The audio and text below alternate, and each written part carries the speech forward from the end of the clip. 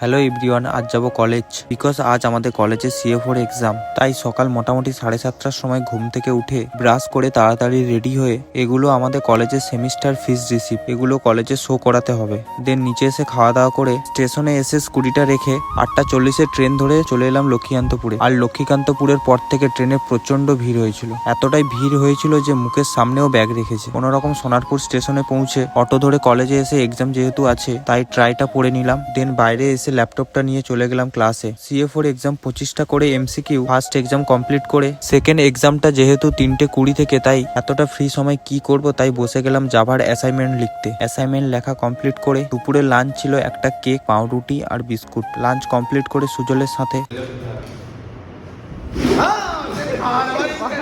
बकचोदी करने के बाद हम लोग फिर से आ गए सेकंड एग्जाम देने के लिए। আর সেকেন্ড এক্সামটা ছিল 3:20 থেকে। দেন এক্সাম কমপ্লিট করে নিচে এসে একটাও অটো পাচ্ছিলাম না বলে উঠে পড়লাম ট্যুরের বাসে বসে ফিল হচ্ছিল জানো কলেজ উড়ে যাচ্ছি গাইস।